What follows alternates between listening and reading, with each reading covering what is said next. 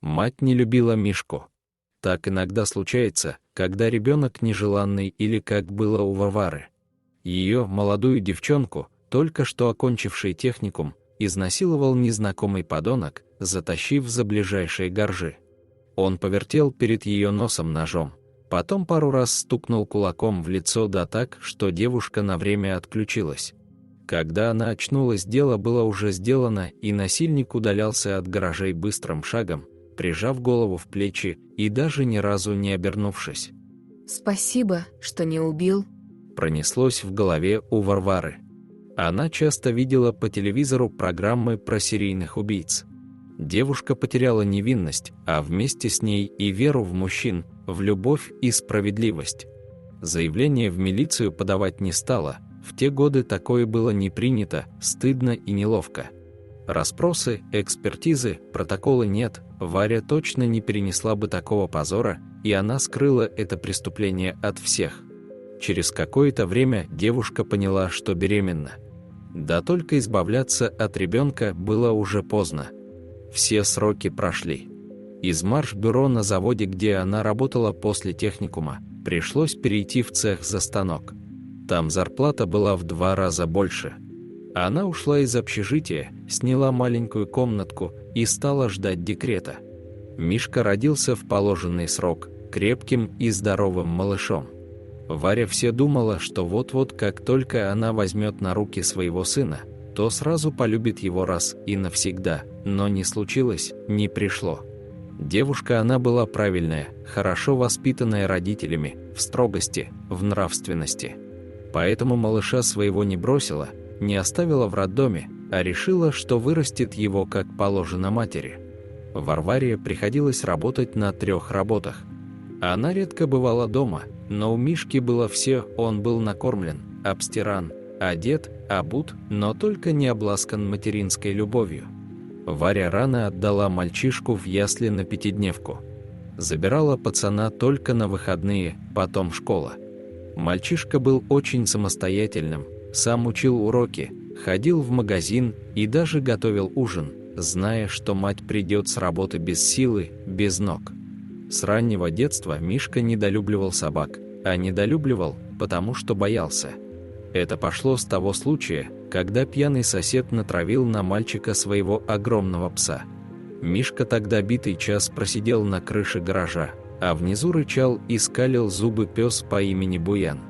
С тех пор Мишка не подходил близко к собакам, да и вообще в те годы еще не принято было держать собак в квартирах для удовольствия. Собаки все больше охраняли частные дома, поэтому это были большие, сильные животные, которые своим одним грозным видом наводили потенциального нарушителя территории. Этим вечером мать объявила сыну, что ему придется год пожить в небольшом поселке у ее родной сестры, Мишкиной тетки. Варя решила на год поехать поработать вахтовым методом. «Надо денег на кооператив заработать», — оправдывалась мать. «А то, что это мы с тобой все по чужим углам ютимся. Пора своим домом обзавестись». Мишка не по годам взрослый, все понимал и поддерживал мать во всем. Надо, значит надо. Тем более, что тетушку он свою любил, и она его тоже, поскольку своих детей у нее не было. Она частенько отчитывала младшую сестру за чрезмерную строгость и холодность в отношениях с сыном. Причин такого поведения она не знала, ей было неизвестно, что произошло с Варей 8 лет назад. Так Мишка оказался в небольшом поселке городского типа с привычным для тех названием «Пролетарий». В поселке было небольшое предприятие, гончарное производство по выпуску глиняной посуды, а его тетушка работала там художником, расписывала посуду. Самая большая проблема была для Мишки, когда он должен был за какой-либо надобность идти к тете Свете на работу. Чаще всего он приносил ей обед или бутерброды к чаю. Проходную там охранял огромный пес, которого звали Мухтар. Угрюмо он смотрел на Мишку, который, вжимаясь в стену, пытался проскользнуть мимо него. Однажды он целый час не решался пройти к тетушке Свете, потому что на дороге лежал Мухтар. Он только что получил от сторожа вкусную сахарную косточку, и любое посягательство на свою добычу он пресекал злобным рычанием. после чего Мишка застывал на месте как вкопанный. Только после того, как Мухтар закончил грызть кость, он лениво встал и удалился, освободив мальчишке дорогу.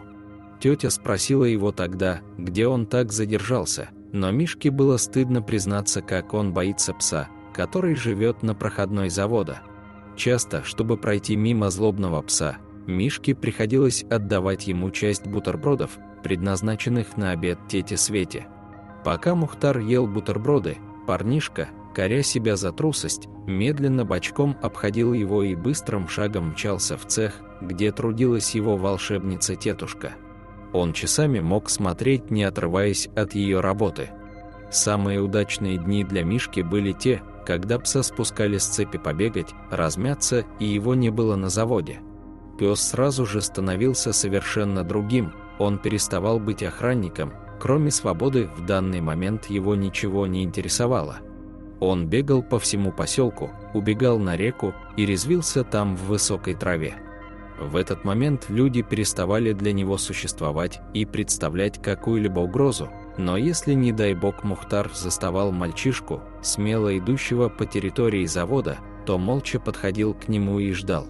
Ждал, что Мишка достанет свой рюкзак и отдаст ему свой хлеб. Крикнуть, грубо оттолкнуть или по-другому воздействовать на собаку у мальчика не хватало духа. Всякий раз, встречая взгляд внимательных собачьих глаз, душа его уходила в пятки, а голова само собой сжималась в плечи. Так прошел тот самый год. Наступила глубокая осень, на реке начинал становиться лед, но пока еще не был крепок и только у берегов. В этот день за Мишкой приехала мать. Сестры давно не виделись, и Варя решила пару дней погостить у родни. Она купила квартиру и хотела забрать сына домой, а Мишка решил порадовать маму и тетушку, наловить рыбы на уху. Надев свое пальтишко и взяв удочку, он пошел к реке. У старой водяной мельницы на шатком мостике мальчик давно полюбил рыбачить. Мишка осторожно дошел до края и осторожно уселся, закидывая удочку и вытаскивая рыбешек. Мальчик радовался, что тетушка и мама будут им гордиться, какой он у них взрослый мужчина, добытчик. Наконец рыбы набралось на целую сковороду, и Мишка решил возвращаться. Собрав свои нехитрые снасти, он поднялся, повернулся, одно неловкое движение, и парнишка спиной вперед полетел в воду. Пальтишко тут же напиталось ледяной водой, резиновые сапоги были полны, и все это стало тянуть его на дно. Мальчик барахтался, размахивал руками, громко кричал, пытаясь звать на помощь.